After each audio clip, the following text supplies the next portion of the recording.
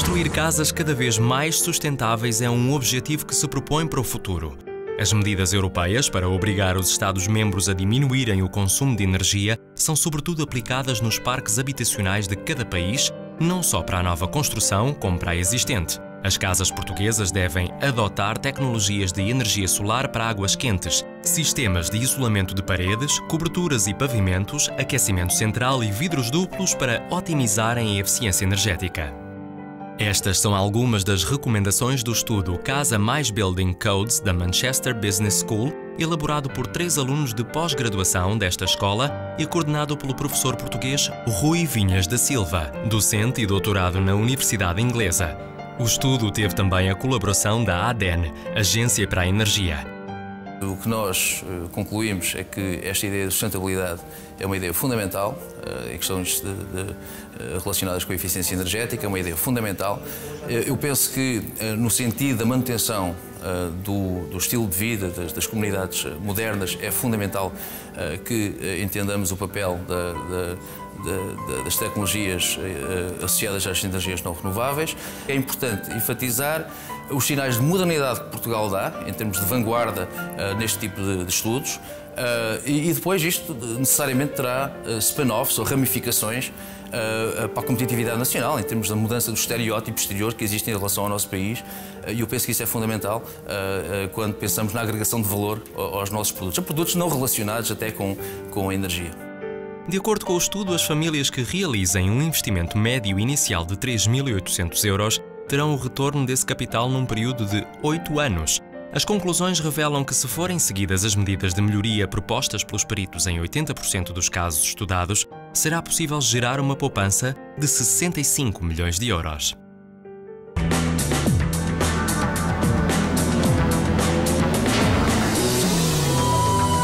Conhecer o país de norte a sul e perceber as semelhanças e diferenças entre o interior e o litoral é o tema do livro Duas Linhas, dos arquitetos Pedro Campos Costa e Nuno Louro.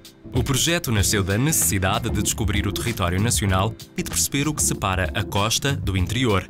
As conclusões estão retratadas e escritas em 2 linhas. Tudo começou de uma associação de amigos que se reúne em tertúlias e onde se debatem muitos temas. Entre os 2 companheiros de ideias e utopias, eram frequentes os debates sobre a complexidade da paisagem territorial.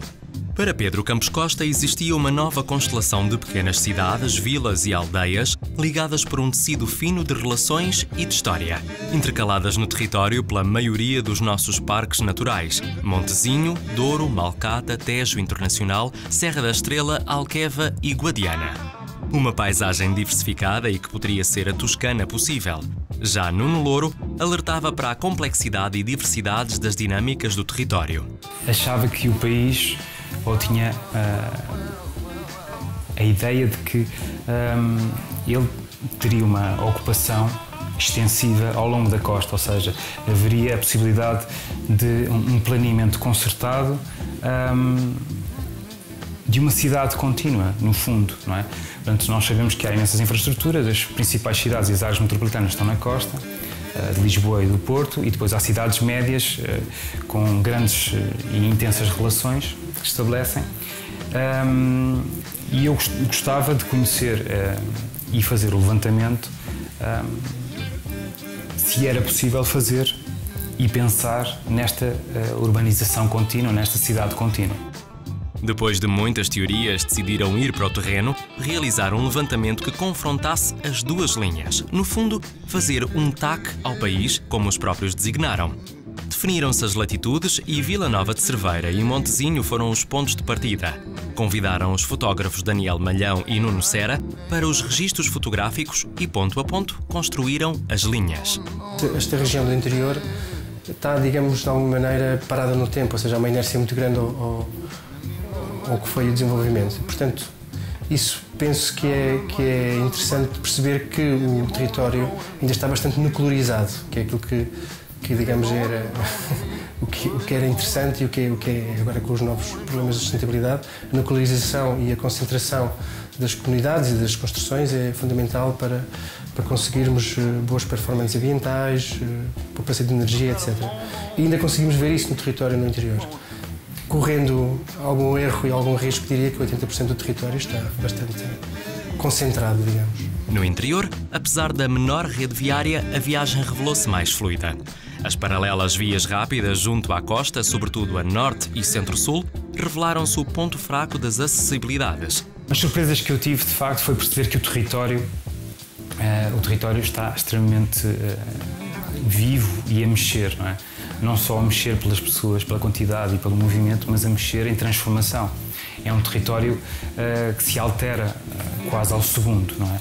Isto para dar um exemplo que nós introduzimos as coordenadas em que dividimos o país, introduzimos no GPS e o GPS levava-nos exatamente ao ponto para nós fazermos a recolha dos dados. E entre pontos, não é? O percurso dado pelo GPS muitas vezes não coincidia com o percurso do território. Ou seja, e nós tínhamos o GPS perfeitamente atualizado com o último software. E o que acontecia era que no sítio em que estava um cruzamento já estava uma rotunda, portanto, e o GPS já não reconhecia essa rotunda. E isto é um sinal bastante interessante, a meu ver, e perceber que o território está a pulsar constantemente. Foi assim que tudo ficou mais claro para ambos. Um presente que se quer de futuro.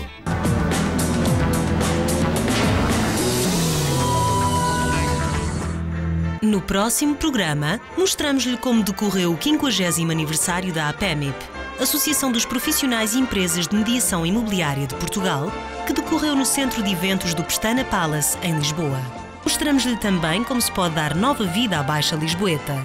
No edifício antigo na Rua dos Douradores, um casal adquiriu alguns andares e reabilitou-os. Procure o seu espaço em bpiexpressoimobiliario.pt e encontre-nos em sctv@empresa.pt. Esperamos por si no próximo programa.